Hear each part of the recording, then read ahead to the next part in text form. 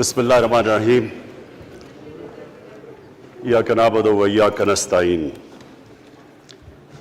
मैं सबसे पहले अपनी एलाइड पार्टीज़, अपने इत्तेहादियों का दिल से शुक्रिया अदा करता हूँ कि अभी भी और हर मुश्किल वक्त में जिस तरह आप मेरे साथ खड़े रहे।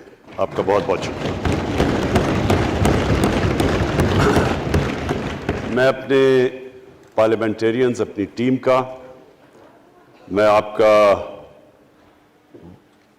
शुक्रिया अदा इस तरह करता हूँ कि मैंने जो आपकी कल शाम को जो आपके हालात देखे तो मुझे ये एहसास हुआ कि आप सबको बड़े दिल से तकलीफ़ थी कि जो हमारा वो सेनेट का ये इधर हफीज़ शेख के इलेक्शन में जब हारे हैं, तो मैं जो आप सबको देखा तो मुझे बड़ा अच्छा लगा। मुझे एक टीम आप में नज़र आई और इंशाअल्लाह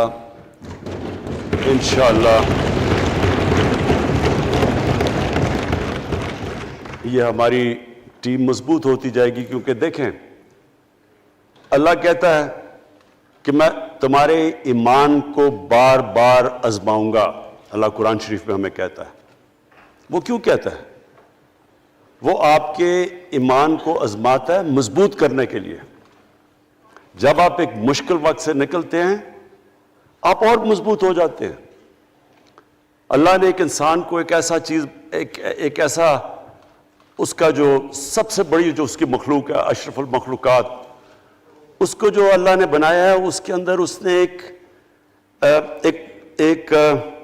कंडीशन लगा दी है कि अगर आपने बड़ा इंसान बनना है तो मुश्किल वक्त का सामना करो, रेजिस्टेंस के साथ जाओ। जिस्म हमारा ये है, जिस्म को हम भारी वेट उठाते हैं, जिस्म तकड़ा हो जाता है। ज़हन को जितना हम आजमाएंगे और आजमाइशों में डालेंगे, सबसे बड़ा जो पावर हाउस है वो हमारा ज़हन है, वो और तकड़ा हो जाता है, इंसान तकड़ा हो जाता है। पार्टी भी तब तकड़ी होती है जब वो मुश्किल वक्त से निकलती है। आपने किसी को तबाह करना है तो उसको आराम की जिंदगी दे दो, वो तबाह हो जाता है, डिके कर जाता है इंसान। तो मैं अपनी पार्टी को आज खराज तहसीन पेश करता हूं कि आप इस मुश्किल वक्त से निकले।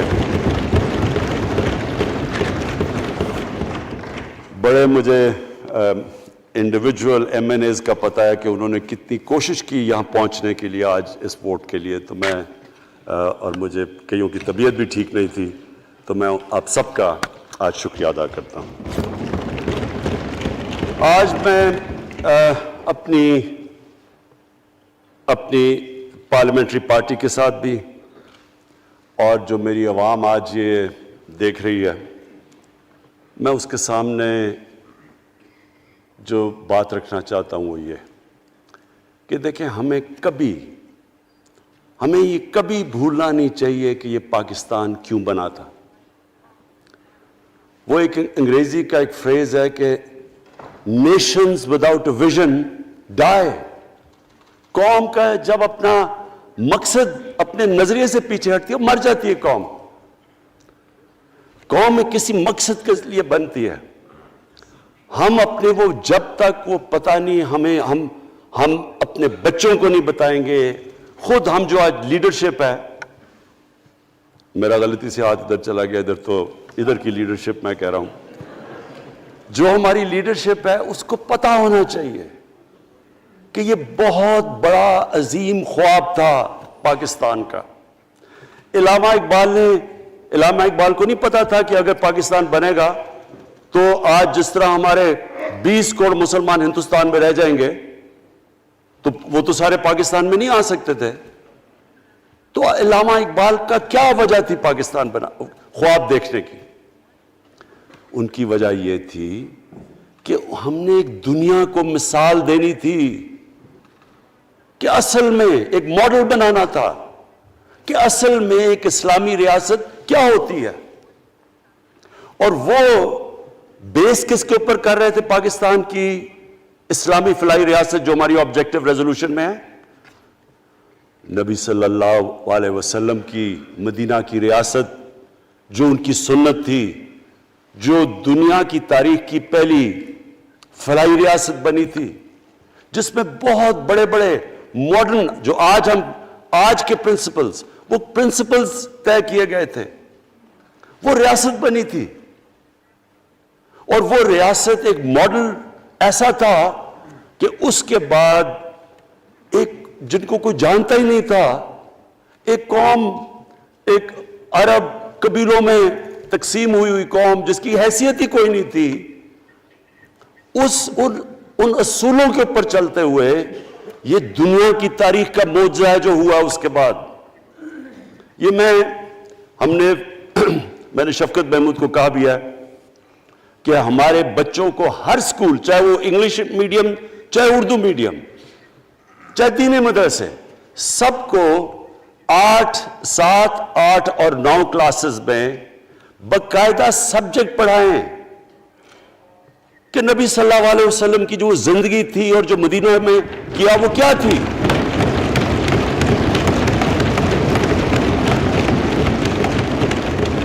تاکہ ان کو پتہ چلے کہ اس ملک کا مقصد کیا تھا. بڑے لوگ جو پاکستان نہیں چاہتے تھے وہ کیا کہتے تھے؟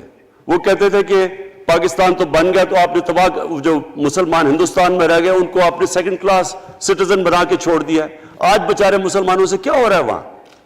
تو وہ لوگ کہتے ہیں کہ اگر پاکستان نہ بنتا تو مسلمانوں کی زیادہ طاقت ہونی تھی. ایک ہندوستان میں اس طرح مسلمانوں کا برا حال نہیں ہونا تھا جو آج ہے.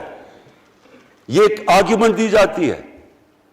اور اگر ہم پاکستان کو جس مقصد کے لیے بنا تھا اگر ہم ادھر نہیں لے کے جائیں گے تو وہ ٹھیک کہہ رہے ہیں. یہ تو نہیں تھا کہ وہاں ٹاٹا برلا تھے جو اربوں پتی اور یہاں یہ شریف اور زرداری اربوں پتی بن جائیں. اس لیے تو نہیں پاکستان بنا تھا.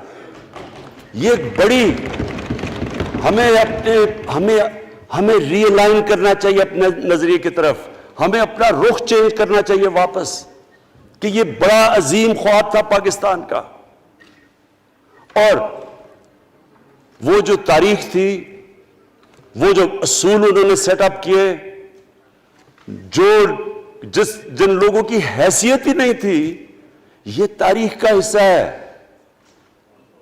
کہ اس کے بعد انہوں نے دیکھتے دیکھتے 15، 20، 30 سالوں کے اندر دنیا کی امامت کی. صرف امامت ہی نہیں کہ وہ تو منگولیوں نے بھی دنیا بڑی جلدی سے فتح کر لی تھی. چنگیز خان نے بھی بڑی جلدی اس کی فوجوں نے فتح کر لی تھی. 100 سال کے بعد وہ ختم ہو گئے تھے. انہوں نے ایک دنیا کی عظیم سیولائزیشن، جو ٹاپ سائنٹسٹ تھے، سارے دنیا کے ٹاپ سائنسدان، ایک عظیم کلچر. اور سب سے بڑی بات جو میں یہ کہنا چاہتا ہوں، انہوں نے اخلاقیات، ایک مورل سٹینڈرڈ سیٹ کی دنیا میں. جب مسلمان گئے انڈونیشیا اور ملیشیا، وہاں تو کوئی مسلمان کی فوج نہیں گئی، وہاں تو کوئی تلواروں سے نہیں فتح کیا. مسلمان تاجروں کا وہاں کردار دیکھ کے لوگ حیران ہو گئے کہ یہ کون لوگ آئے ہیں جو بالکل ان کی morality ایسی، نہ وہ کوئی دغا بازی کرتے تھے، نہ وہ کوئی دھوکہ دیتے تھے، اپنی زبان پہ کھڑے ہو جاتے تھے. لوگ ان سے امپریس ہو گئے کہ کون سی قوم ہے. دیکھیں اسلام ہم غلط فہمی میں ہیں، یہ سمجھتا ہے کہ تلوار سے اسلام پھیلا تھا. اسلام پھیلا تھا کہ وہ ایک انسان کے کیریکٹر کو ریفارم کرنے آیا تھا. ہم جب اللہ سے مانگتے ہیں، ہم نماز میں ایک ہی چیز مانگتے ہیں کہ اللہ ان کے راستے پہ لگا جن کو تو نے نعمتیں بخشی، ان کے نہیں جو غلط تباہی کے راستے پہ چلے گئے. صرف نماز میں ہم یہ چیز مانگتے ہیں، ہر روز ہم پڑھ کے یہ مانگتے ہیں. یہ 2 راستے ہیں، ایک ہے تباہی کا راستہ، ایک ہے عظمت کا راستہ. نعمتیں کس کو بخشی؟ اللہ کے پیغمبروں کو. اور جو دنیا کا سب سے عظیم انسان، جو دنیا کا سب سے عظیم لیڈر، جس کو اللہ نے سب سے زیادہ نعمتیں بخشی، ہمارے نبی صلی اللہ علیہ وسلم. نہ کبھی اس طرح کا انسان آیا ہے، نہ کبھی آ سکتا ہے. تو ہمیں راستہ بتایا کہ ایک ان کا راستہ ہے اور ایک دوسرا راستہ ہے، تباہی کا راستہ ہے. اور وہ جو ان کے راستے پہ چلتا گیا وہ ایک عظیم انسان بنتا گیا. ایک کتاب ہے، میں اپنے لوگوں کو ریکمینڈ بھی کرتا ہوں، کہ دی عرب کانکویسٹ، وہ پڑھنے والی کتاب ہے. اس میں بتاتے ہیں کہ جب مسلمان ایک دم دیکھتے دیکھتے دنیا میں پھیل گئے تو کوئی ایک آدمی نہیں تھا. ایک تو بڑے عظیم سپہ سالار تھا خالد بن ولید، لیکن وہ جو بھی بنتا تھا وہ جنرل عظیم بن جاتا تھا. وہ اس کتاب کے اندر لکھی انگریز نے ہے. وہ کہتے ہیں اس کی کوئی ایکسپلینیشن نہیں ہے کہ یہ کیسے ساری دنیا پہ چھا گئے. نہ ان کے پاس کوئی لیٹسٹ ویپنز تھے، ایک طرف رومنز تھے، دوسری طرف پرشینز تھے، وہ تو سپر پاورز تھے، ہتھیار تو ان کے پاس تھے. نہ ان کے پاس ہتھیار، نمبرز میں بھی وہ زیادہ تھے، ان کی فوجیں بھی زیادہ تھیں، لیکن وہ ساری دنیا پہ پھیل گئے اور ایک ایسا سویلائزیشن بنا کہ زیادہ تر تو مسلمان نہیں تھے، وہ بھی ان کو مانتے تھے، کیونکہ ان کی اخلاقیات، ان کا عدل اور انصاف کا نظام، ان کا کیریکٹر، اس کی وجہ سے لوگ آئے ہیں. یہاں جو ہندوستان میں اسلام پھیلا ہے، یہ ہمارے جو بڑے بڑے بزرگ تھے، داتا صاحب، بلے شاہ، نظام الدین اولیاء اور بابا فرید، یہ لوگ تھے. ان کو لوگ دیکھ کے، ان کے کردار سے، ان کے انٹلیکٹ، انسانیت سے لوگ مسلمان ہوئے. تو ہم آج، میں جو یہ سینٹ الیکشن ہوا ہے، میں اپنی قوم کو یہاں، یعنی مجھے شرمندگی ہوتی ہے اسپیکر صاحب کہ ہم وہ کدھر وہ خواب اور کدھر بکرا منڈی بنی ہوئی ہے ایک لوگوں کو خریدنے کے لیے سب کے سامنے. یعنی ہمیں ایک مہینے سے پتا تھا کہ پیسہ جمع کیا جا رہا ہے اس سینٹ الیکشن میں، اور مجھے حیرت ہوئی کہ الیکشن کمیشن کہتا ہے کہ جی یہ تو پتہ نہیں کوئی ہم آزاد انسٹیٹیوشن ہے یا میں ان کی کوئی آزادی کے اوپر لے رہا تھا، یا جی بڑا زبردست الیکشن. اچھا کہتے جی بڑا اچھا الیکشن کروایا. یہ مجھے اور اس سے تو مجھے اور صدمہ ہوا ہے کہ اگر یہ الیکشن اچھا آپ نے کروایا ہے تو پتہ نہیں برا الیکشن کیا ہوتا ہے.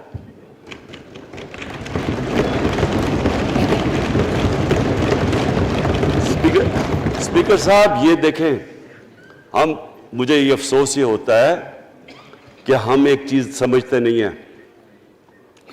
ہم کہتے ہیں نا جی ہمارے معاشی حالات بہت برے ہیں. دیکھیں جی ہماری ڈیفیسٹ تھے، یہ ہمارے کرنٹ اکاؤنٹ، یہ جو بھی ہم کہتے ہیں، قرضے چڑھے ہوئے ہیں. یہ جو قرضے چڑھے ہوئے ہیں یہ ایک بیماری کے سمٹمز ہیں. بیماری کچھ اور ہے. اخلاقی طور پہ ہماری قوم کو تباہ کیا ہے، پھر معاشی تباہی آتی ہے. آج مجھے ایک ملک کا بتا دیں جس کی اخلاقیات اوپر ہو، جن کے مورل سٹینڈرڈز اوپر ہوں اور وہ غریب ہو. ایک ملک مجھے بتا دیں، اور کوئی ملک مجھے بتا دیں جتنا مرضی پیسہ ہو، وسائل ہو، سب کچھ ہو، لیکن وہاں کی بھی جو لیڈرشپ کرپٹ ہو، وہ مجھے بتا دیں کہ اس میں خوشحالی ہو. دیکھیں یہ ساتھ ساتھ جاتا ہے. اس وقت کیا ہوا تھا مدینہ کی ریاست میں؟ کیا انہیں کوئی سونا تیل مل گیا تھا؟ کیا ہوا تھا؟ کوئی ان کے پاس کوئی پیسے آ گئے تھے؟ کیسے وہ اوپر اٹھ گئے تھے؟ کوئی انہوں نے قرضے لیے تھے؟ کس طرح اٹھے تھے اوپر؟ دنیا کے عظیم لیڈر نے ان کی اخلاقیات اٹھا دی تھی. صادق اور امین،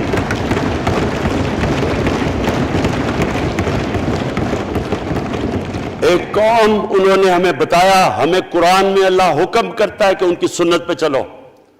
اللہ جب ہمیں کہتا ہے ان کی سنت پہ چلو، کیا ہم اللہ کو کوئی فائدہ پہنچا سکتے ہیں؟ ہماری بہتری کے لیے کہتا ہے. قرآن شریف میں سب کچھ ہماری بہتری کے لیے اللہ نے، یہ تمہارے لیے بک آف گائیڈنس ہے ہمیشہ کے لیے، اور یہ ہماری بہتری کے لیے ہے. تو وہ جب ہمیں کہتا ہے کہ نبی صلی اللہ علیہ وسلم کے راستے پہ چلو، وہ ہماری بہتری کے لیے کہتا ہے. اور میں، جس نے اس عمر میں ساری دنیا دیکھ لیا ہے، اسپیکر صاحب میں آپ کو بتاؤں، مجھے تکلیف ہوتی ہے دیکھ کے. جب میں یہ مغربی ملکوں میں جاتا ہوں، اسکینڈینیویا میں، سوئٹزرلینڈ میں، آپ وہاں کے اخلاقی سٹینڈرڈز دیکھیں، ان کی مورل سٹینڈنگز دیکھیں، شرم آئے گی آپ کو کہ جو ہمارے ملک میں ہو رہا ہے. اور یہ جو سینٹ کا الیکشن ہوا ہے، آپ کو افسوس ہوگا کہ ہم وہ کس کی امت ہیں ہم؟ کس کی امت ہیں؟ کس کے نام پہ پاکستان کا مطلب کیا؟ لا الہ الا اللہ، اس پہ یہ ہمارا ملک بنا تھا۔ اور آج دیکھیں ایک کرپٹ آدمی، دنیا میں ثابت کیا ہوا کرپٹ آدمی آصف زرداری، دنیا میں اس کے اوپر لکھا ہوا کہ مسٹر 10%، مضمون لکھے ہوئے ہیں، فلمیں بنی ہوئی ہیں اس کے اوپر، اور اس ملک میں لوگ کہیں جی ایک زرداری سب پہ بھاری، کیا کہ وہ رشوت دیتا ہے اس لیے سب پہ بھاری ہو گیا؟ کیا یہ ہمارا ملک؟ دوسری طرف دیکھیں، دوسری طرف یہاں بیٹھے ہوئے ہمارا لیڈر نواز شریف، اور نواز شریف ایک ڈاکو، ملک کو 30 سال سے لوٹ کے ملک سے باہر بھاگا ہوا ہے، جھوٹ بول کے باہر بھاگا ہوا ہے، سارے ملک کے سامنے ہمیں کیبنٹ میں ہم نے 6 گھنٹے میں بتایا جی اس کو یہ بھی بیماری ہے، اس کو یہ بھی بیماری ہے، اس کو یہ بھی بیماری ہے، وہ شاید وہ جہاز پہ بھی نہ چڑھ سکے، وہ شاید مر جائے گا۔ شیرین کے آنسو آ گئے کیبنٹ میں، اور شیرین کے آنسو آنے آسان کام نہیں ہے اسپیکر صاحب۔ تو ہم نے اس کو وہاں جیسے وہ جہاز پہ چڑھا، جیسے وہاں گیا وہ ایک دم ہی تبدیل، اور آج وہاں جا کے تقریریں کر رہا ہے، وہاں بیٹھ کے اسکیمیں کر رہا ہے، وہاں بیٹھ کے پلاننگ کر کے جی اسے اتنا پیسہ دو، ادھر پیسہ کھلاؤ۔ ساری ان کی ایک کوشش ہے، جب سے ہم 2.5 سال سے حکومت آئی ہے، یہ سارے بڑے بڑے ڈاکو اکٹھے ہو کے یہ سمجھ رہے ہیں کہ عمران خان کو کرسی کا اتنا شوق ہے کہ اس کے اوپر اتنا پریشر ڈالو کہ یہ جی ہمیں جس طرح جنرل مشرف نے این آر او دیا تھا یہ بھی دے دے گا۔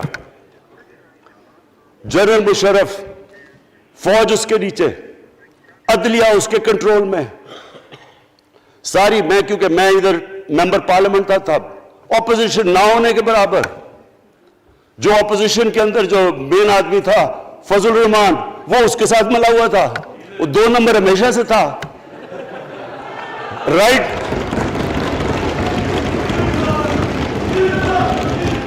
اور وہ آدمی جس کے پیچھے امریکہ ان کی جنگ لڑا تھا، سب کچھ، وہ ان کے پریشر میں آ کے ان دونوں کو این آر او دیا، اور اتنا بڑا اس ملک کے اوپر اس نے جرم کیا ہے۔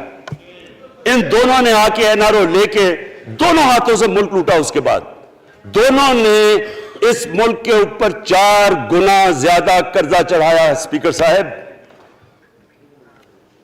6,000 ارب سے ہمارا قرضہ جو ٹوٹل لائبلٹیز 30,000 ارب پہ پہنچا دی۔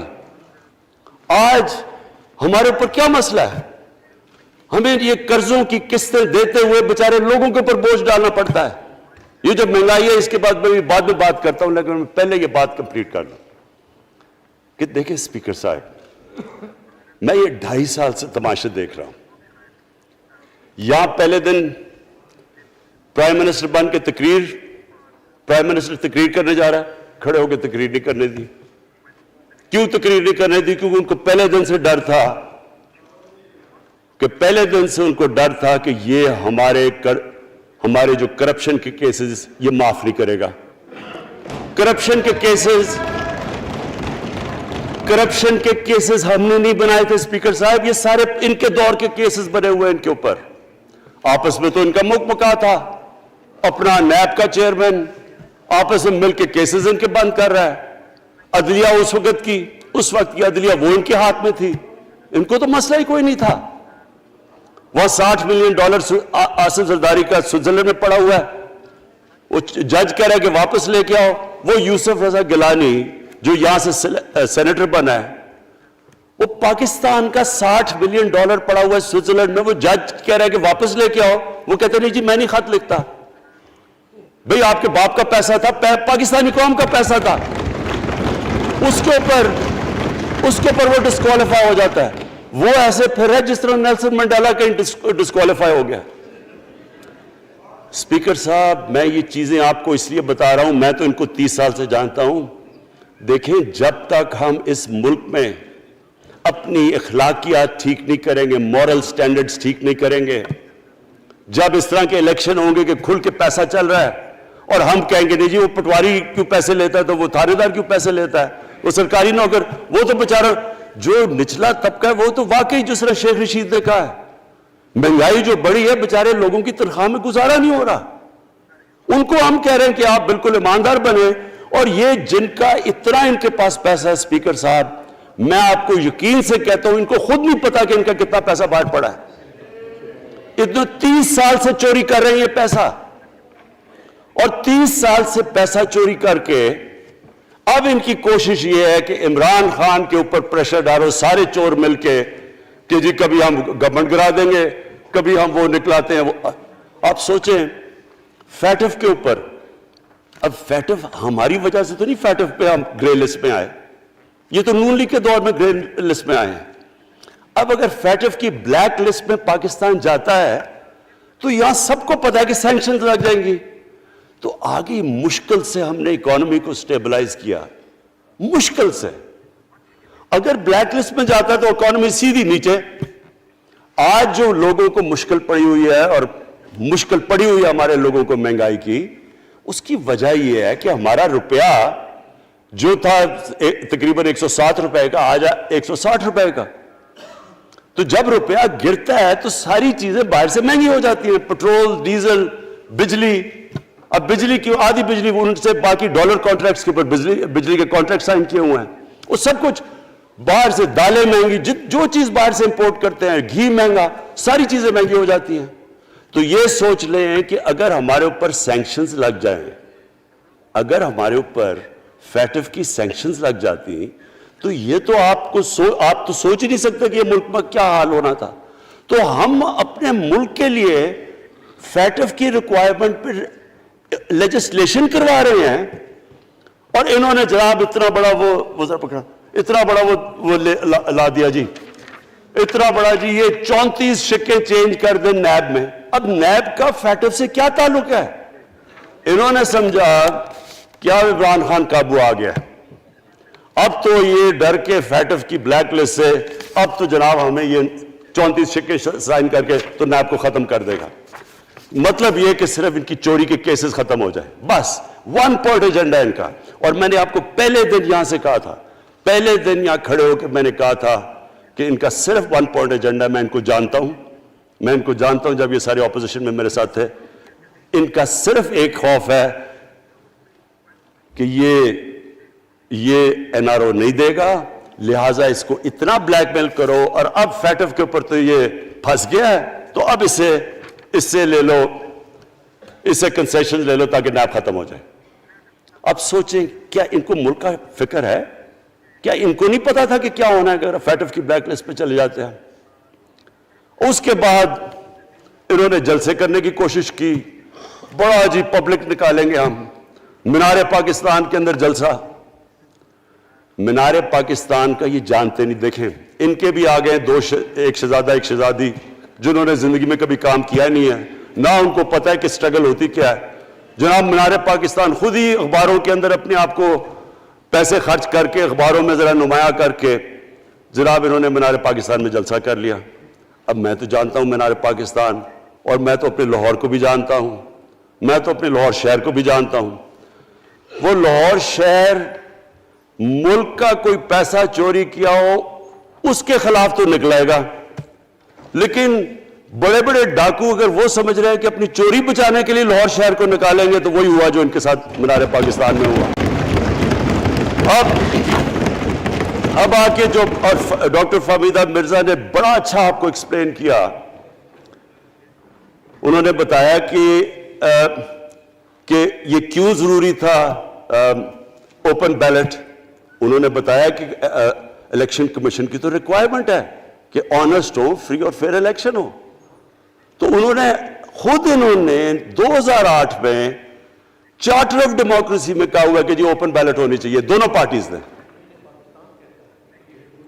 اور اس کے بعد ایک دم وہاں سے دونوں سب ادھر سے بھاگ کے اور کہتے نہیں جی خفیہ بیلٹ ہونی چاہیے۔ میں نے تب کہہ دیا کہ خفیہ بیلٹ کا ایک مقصد تھا، سارے مل کے کوشش کریں گے کہ حفیظ شیخ کو ہرائیں، اور وہ جو آدمی جیتا ہے پاکستان کا کرپٹ ترین آدمی۔ میں ایک چیز آپ کو آج کہتا ہوں، یوسف رضا کے آپ صرف ایسٹس دیکھ لیں، پرائم منسٹر بننے سے پہلے تھے اور اس کے بعد کیا ایسٹس ہیں، بس ایک چیز دیکھ لیں، کوئی آپ کو کچھ کرنے کی ضرورت نہیں ہے، آپ کو پتا چلے گا انہوں نے اس نے کیا کیا اپنے زمانے میں۔ تو اس کو لا کے یہاں بٹھا کے تو جناب انہوں نے سارا پیسہ لگا کے, اور ہمیں سب پتا تھا کیا ہو رہا ہے, اور اس کو جا کے جناب انہوں نے ہروا دیا حفیظ شیخ کو. اب کیا پیغام گیا سارے ملک میں اس کا؟ میں نے کیوں یہ آج ووٹ آف کانفیڈنس لی ہے, اس کا کیا پیغام گیا دنیا میں؟ سارے لوگوں کے سامنے اوپن ہارس ٹریڈنگ, لوگوں کو راتوں کو کال کر رہے ہیں, یا میں تو خاص داد دینا چاہتا ہوں, میرے ممبرز بیٹھے ہیں, خواتین بیٹھی ہیں جن کو کالیں گئی ہیں رات کہ جی 2 کروڑ سے ریٹ شروع ہوگا, ہم اب آپ کو آگے پیسے دیں گے. ان کو ساروں کو پیسے آفر کر رہے ہیں. اور پھر اگر میں صرف الیکشن کمیشن کو ایک چیز کہنا چاہتا ہوں, آپ مہربانی کریں پاکستان کی ایجنسی سے صرف ایک سیکرٹ بریفنگ لیں, آپ ان کو اندازہ ہوگا کتنا پیسہ چلا اس الیکشن کے اندر, پتہ چلوائیں کیا ہوا اس الیکشن میں, تاکہ آپ اس طرح کی سٹیٹمنٹ نہ دیں کہ جی ہماری کوئی آزادی ختم کر رہی ہے. میں آپ کی آزادی ختم کر رہا ہوں یہ کہہ کے آپ کہ یہ جو الیکشن میں ہوا ہے.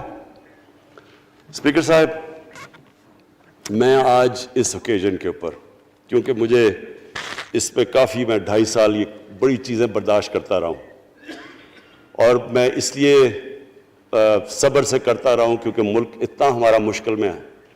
جو ہمیں ٹائم ملا جب میری گورنمنٹ آئی, میں آپ کو یقین سے کہتا ہوں کہ ساری زندگی میری تو سٹرگل میں گزری.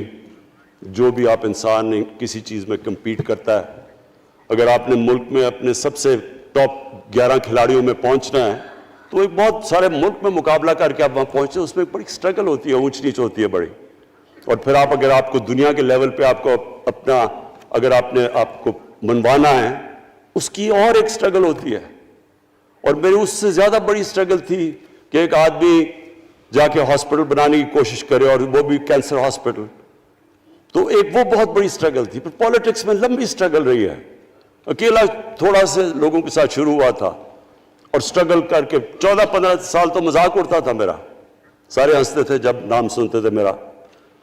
تو ایک سٹرگل کر کے یہاں پہنچا ہوں. جو یہ 2.5 سال میں اسپیکر صاحب میں نے سٹرگل کی ہے, یہ میری زندگی کی سب سے مشکل سٹرگل تھی. اور کیوں مشکل تھی؟ کیونکہ جو یہ 10 سال میں اس کو ڈیکیڈ آف ڈارکنس کہتا ہوں, ایک ایک انہوں نے ادارہ تباہ کیا. صرف 10 سال پہلے اداروں کے حال دیکھ لیں, کوئی ادارہ اٹھا لیں, پی آئی لے لیں, ریلوے لیں, سٹیل مل 8 ارب روپے کا پروفٹ لے کے بیٹھی ہوئی تھی. 8 ارب روپیہ سٹیل مل میں پروفٹ تھا جب تک کہ زرداری نے ہاتھ نہیں مارا اس کو. اپنا وہ ریاض لال جی فرنٹ مین رکھ کے ہمارے سامنے, میرے پاس آئے لوگ چیمبر والے, انہوں نے کہا جی یہ سٹیل مل سستی بلٹس اس کو بھیجا, اس کے تھرو پیسے دے رہا ہے, وہ سٹیل مل آج بند پڑی ہے. ایک ایک ادارہ انہوں نے تباہ کیا, بھرتیاں کی لوگوں کی. وہ ادارے اتنے بڑے بڑے ہو گئے ہیں کہ وہاں پینشنز ہی اتنی آ گئی ہے کہ کچھ بچتا ہی نہیں ہے سیلریز اور پینشن کے بعد کے ادارے کو ٹھیک کر سکے. ایک ایک ادارہ تباہ کیا. ملک کا سب سے بڑا جو کرنٹ اکاؤنٹ ڈیفیسٹ, جس کے اوپر سارا پریشر پڑتا ہے, اگر آپ کا کرنٹ اکاؤنٹ یعنی کہ ڈالر زیادہ ملک سے باہر جا رہے ہیں اور کم اندر آ رہے ہیں تو پریشر روپے پہ پڑتا ہے, وہ گر جاتا ہے. تو وہ میں آپ کو بتا, جب روپیہ گرتا ہے تو غربت پھیل جاتی ہے ملک میں. تو سب سے بڑا current account deficit, fiscal deficits جو کہ آپ کی آمدنی اور خرچے, وہ بڑا ڈیفیسٹ. سارے ادارے خسارے میں. پاور کانٹریکٹس جو انہوں نے سائن کیے اسپیکر صاحب, یہ عمر ایوب آپ کو بتائے گا, وہ یعنی ایسے لگ رہا تھا کہ کسی دشمن نے آ کے ایک ملک کو نقصان پہنچانے کے لیے پاور کانٹریکٹ سائن کیے. ان کے اندر وہی پاور پروجیکٹس آپ کہیں اور دیکھ لیں, کسی اور ملک میں, بلکہ اپنے ملک میں دیکھ لیں, اور وہ دیکھیں کہ انہوں نے کس پیسے بنائے, وہ کس پیسے پہ. گیس کا کانٹریکٹ سائن کیا ہم نے آ کے اسی ملک سے 30% کم پیسے پہ گیس کا کانٹریکٹ سائن کیا, ان کا ہی کانٹریکٹ چینج کیا. ساری گورنمنٹ, جب اوپر سے پرائم منسٹر لگا ہوا پیسے بنانے, پرائم منسٹر ایک نوکری کر رہا ہے کس کے لیے, ایک دبئی کی کمپنی کے لیے. کبھی دنیا میں سنا ہے اس طرح؟ کبھی یہ مذاق سنا ہے جی کہ ملک کا پرائم منسٹر کسی دنیا کو دبئی کی کمپنی کے اندر نوکری کر رہا ہے؟ ادھر سے یہاں ڈیفنس منسٹر, ان کا فورن منسٹر, وہ دبئی کی کمپنی سے نوکری کر رہا ہے. اور وہ ایک انٹیریئر منسٹر، وہ کوئی سنا ہے سنتری بنا ہوا تھا کسی سعودی عربیہ کی کمپنی میں، مجھے نہیں پتا. کبھی یہ سنا ہے یہ ملک سے کسی ملک سے ایسا مذاق ہوا ہے؟ یہ سارے طریقے تھے اس ملک سے پیسہ منی لانڈر کر کے باہر لے جانا. آج مجھے یہ بتائیں، میں یہ جو سارے ہماری اپوزیشن ہے، میں ان سے سوچتا ہوں، میں کئی دفعہ ان کی شکلیں دیکھ کے پوچھتا ہوں ان سے کہ کیا آپ واقعی سمجھتے ہیں کہ آپ دونوں کے لیڈر ایماندار ہیں؟ کیا یہ واقعی سمجھتے ہیں کہ ان کی جو یہ دولتیں بڑی ہیں یہ ایمانداری سے بنی ہیں؟ یعنی کیا ان کو کوئی ملک کی فکر نہیں ہے کہ یہاں کا پیسہ، کیا ان کے بیٹے ہیں؟ میں نے یہ بتائیں، 3 دفعہ ملک کا پرائم منسٹر، اس کے دونوں بیٹے باہر بیٹھے ہوئے ہیں. میں لندن کو جانتا ہوں اسپیکر صاحب، وہ اربوں اربوں روپے کی پراپرٹی ہے، وہاں کے بڑے بڑے رئیس ان ایریاز میں نہیں رہ سکتے جدھر ان کے 2 بیٹے رہ رہے ہیں. ملک سے بھاگ گئے. جی ہم پاکستانی شہری نہیں ہیں. کیوں پاکستانی شہری نہیں؟ کیوں یہاں بتا ہی نہیں سکتے کہ وہ پیسہ کدھر سے آیا جو انہوں نے اتنی بڑی پراپرٹیز لی ہوئی ہیں. اور یہ کچھ نہیں ہے جو انہوں نے بنامی پراپرٹیز لی ہوئی ہیں. کسی کو اندازہ ہی نہیں ہے ان کا کتنا پیسہ باہر پڑا ہے. زرداری کے پاس کیا تھا پہلے؟ اس کی جو باہر پراپرٹیز ہے. تو کیا ان لوگوں کو نہیں پتا کہ اس ملک کا پیسہ چوری کر کے یہ باہر لے کے جا رہے ہیں اور یہ پھر بھی ان کی سپورٹ کر رہے ہیں؟ اور یہ جو سینٹ کا الیکشن، کیا انہیں نہیں پتا کہ بڑا جی عقل مند پولیٹیشن ہے زرداری، لوگوں کو رشوت دے کے ان کو خرید رہا ہے؟ ساری قوم کے سامنے یہ ہو رہا ہے. میں یہ صرف آخر میں یہ کہنا چاہتا ہوں اس ایشو کو ختم کرتے ہوئے کہ دیکھیں اسپیکر صاحب، کوئی ملک آگے نہیں بڑھ سکتا ایسے. میں اکیلا عمران خان کو کرپشن کر کے کرپشن نہیں ٹھیک کر سکتا. میں عدلیہ کو کیا، کیسز تو عدلیہ میں یا نیب کے اندر ہے، میرا تو ان کے اوپر کوئی کنٹرول نہیں ہے. میں آج پاکستان کی عدلیہ کو اور نیب کو، جو آپ کو میری گورنمنٹ سے مدد چاہیے کنوکشنز کرنے کے لیے، ساری چیزیں ایک طرف، یہ اس ملک کا سب سے بڑا مسئلہ ہے. جب تک آپ لوگوں کو سزا ہی نہیں دیں گے،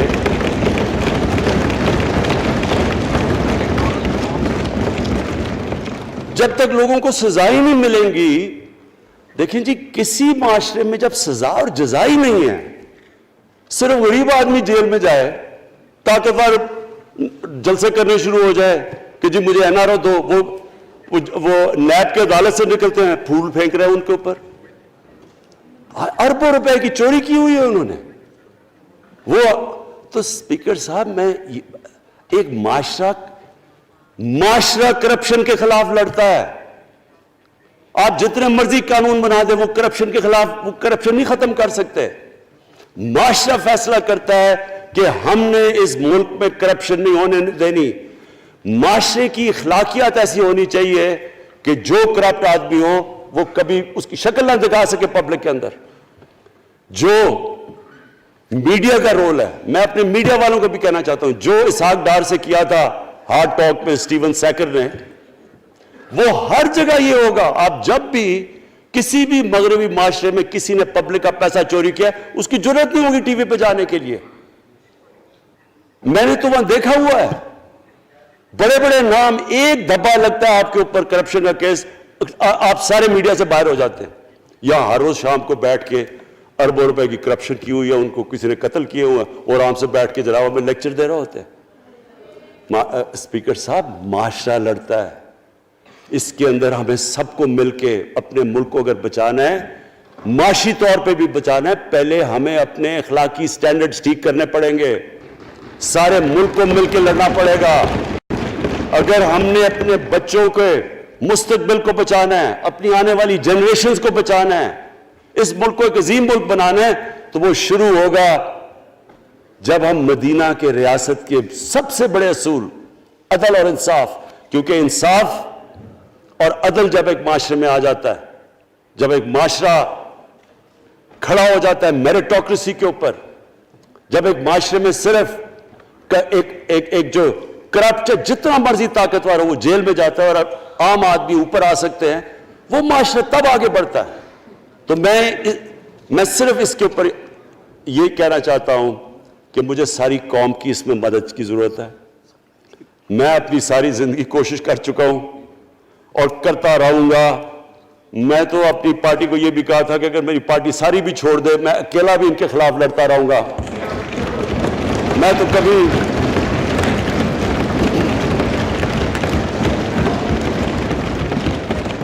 اسپیکر صاحب آخری گیند تک لڑنے والا کیپٹن تھا. آخری گیند تک لڑوں گا, وہ تو کبھی میں ہار مانوں گا نہیں. لیکن یہ وقت آ گیا ہے کہ ملک کو اپنے آپ کو بچانا ہے. آنے والی جنریشنز کو ہم نے بچانا ہے. ہم تب تک نہیں کر سکتے انفارچونیٹلی جب تک ہم سب مل کے فیصلہ کریں کہ یہ جو اوپر بیٹھے ہوئے ہیں جنہوں نے 30 سال سے ملک کو چوری کر رہے ہیں, ان کو ہم بجائے وہ صحافی جا کے کہہ رہے ہیں جی ہائی کورٹ کے اندر کی جی اس کو تقریر کرنی دینی ہے. وہ نیلسن منڈیلا جو باہر بیٹھا وہ تقریر کرنا چاہیے جی. پتہ نہیں عوام کو سننا چاہیے کہ وہ یہاں سے بھاگا کیسے, اس کے پیسے کیسے. یعنی کہ میں حیران ہو گیا تب. اور اب اسپیکر صاحب میں صرف مختصر بات کر دوں آگے کی. دیکھیں پاکستان ایک مشکل وقت سے نکل کے اب ہم ایک سٹیبل اور آگے بڑھنے کے سٹیج پہ آ گئے ہیں.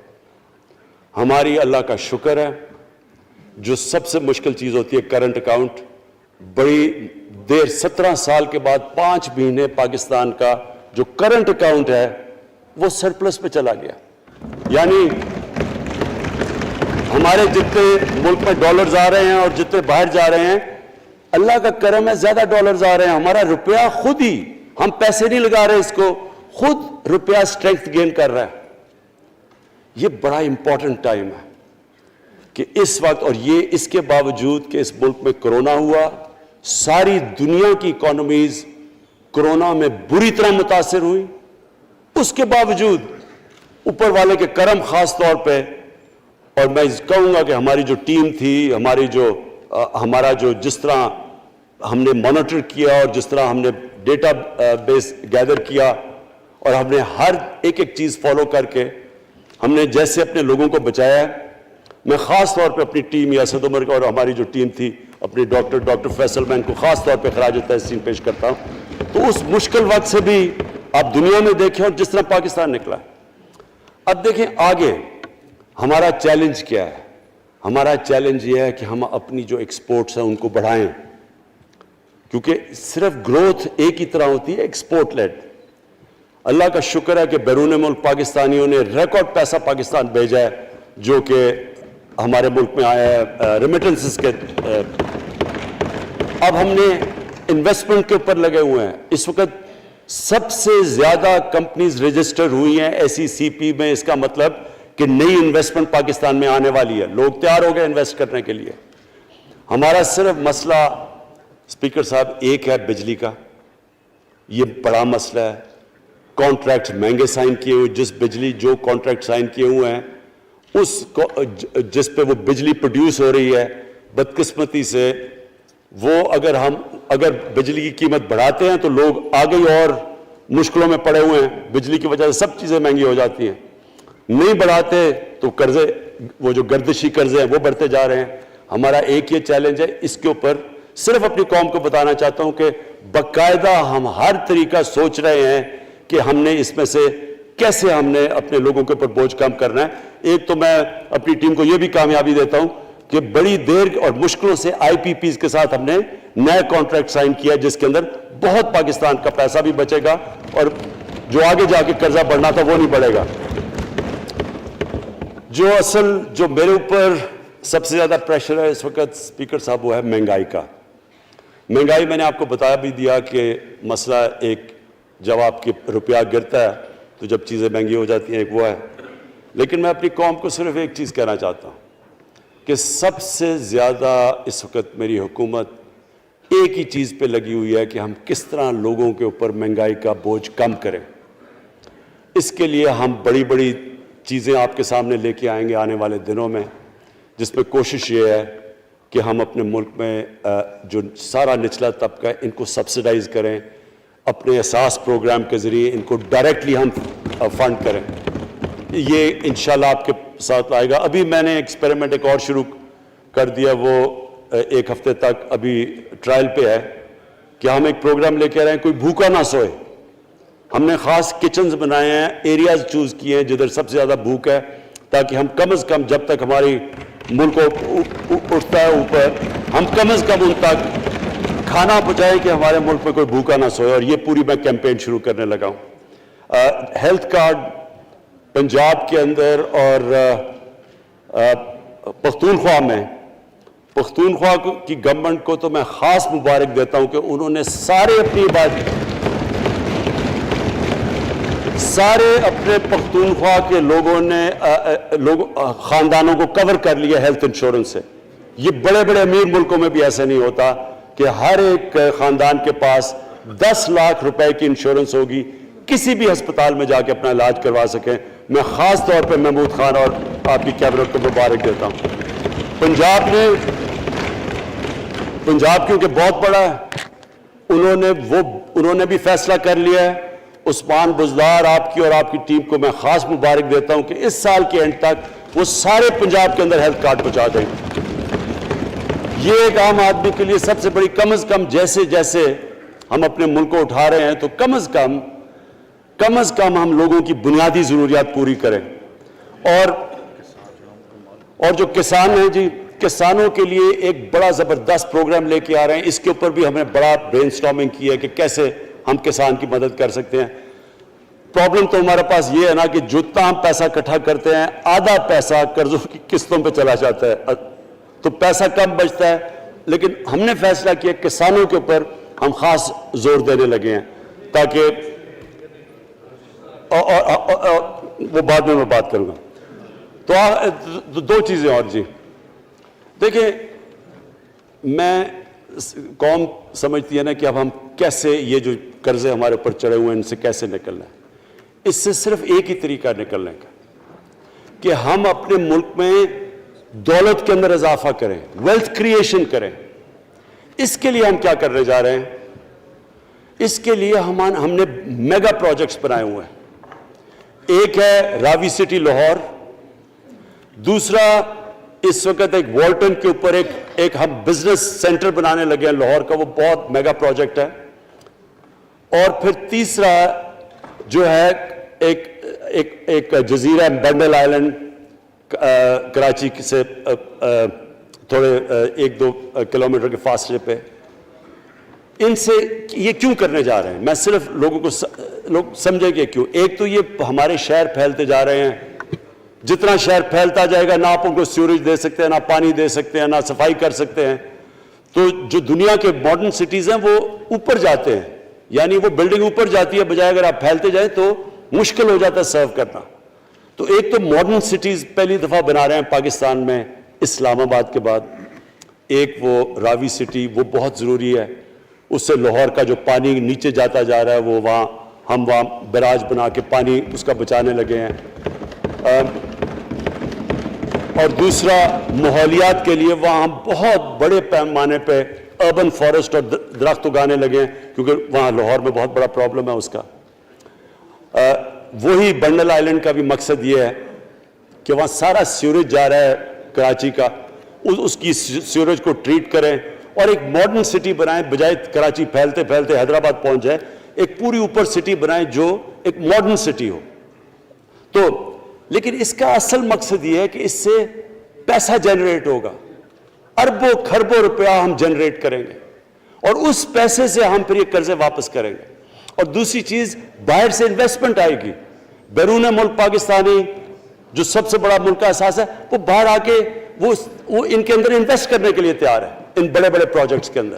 اور جیسے فورن ایکسچینج آئے گا ہمارے ریزروز بڑے ہوں گے, ہمارا روپیہ سٹیبل ہوگا, اور اس سے جو ویلتھ کریشن ہوگی اس سے ہم پھر اپنے قرضے واپس کریں گے. اس کے علاوہ 50 سال کے بعد 2 بڑی ڈیمز بن رہی ہیں. پاکستان کی تاریخ میں صرف 2 بڑی ڈیمز تھیں, اب یہ 2 اور بادشاہ ڈیم اور مومن ڈیم بنا رہے ہیں. لیکن مجھے جو آخر میں بات کہنی ہے اسپیکر صاحب, وہ یہ کہ پاکستان کو آگے بڑھنے سے کوئی نہیں روک سکتا انشاءاللہ.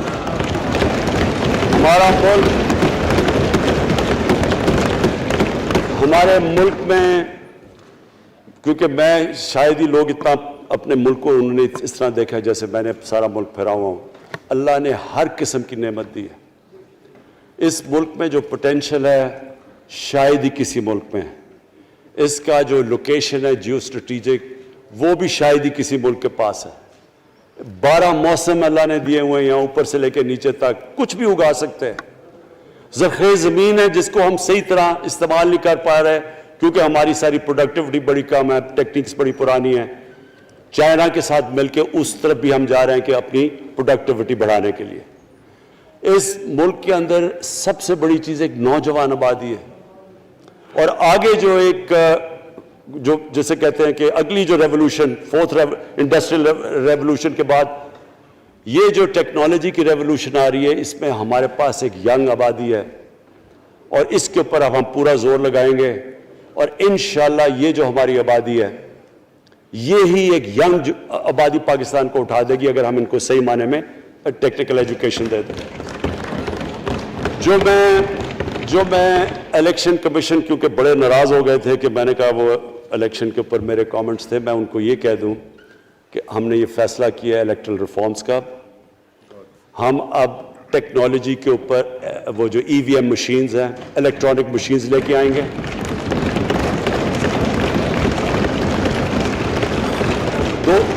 دو چیزیں کر رہے ہیں. اوورسیز پاکستانیز کے لیے اب پورے لگے ہوئے ہیں کہ اوورسیز پاکستانیز بھی ووٹ ڈال سکیں, اور دوسری چیز الیکٹرانک مشینز لے کے آ رہے ہیں. اور کیونکہ یہ الیکٹرانک مشینز کے بغیر ہمیں الیکشنز نہیں کرنے چاہیے, نہیں تو جو ہارتا ہے وہ کہتا جی دھاندلی ہو گئی. ہم نے اس طرح کا سسٹم لے کے آ رہے ہیں کہ امریکہ کے اندر جب ڈونلڈ ٹرمپ نے کہا کہ الیکشن میں دھاندلی ہوئی ہے, سارے انہوں نے جب الیکشن کھولا تو ایک بھی وہ نہیں ثابت کر سکے دھاندلی ہوئی کیونکہ الیکٹرانک مشینز تھی, ان کے پاس وہ سسٹم تھا. انشاءاللہ وہ سسٹم لے کے آ رہے ہیں تاکہ ہمیشہ کے لیے آگے سے یہ چیز ختم ہو جائے کہ جو ہارا تھا وہ ہار مانے گا, جو جیتے گا وہ جیت. جس طرح کہ انشاءاللہ ہماری حکومت کرے گی, جس طرح کہ ایز کیپٹن پاکستان دنیا کی کرکٹ کی تاریخ میں پہلی دفعہ نیوٹرل امپائرز میں لے کے آیا تھا. بہت بہت شکریہ.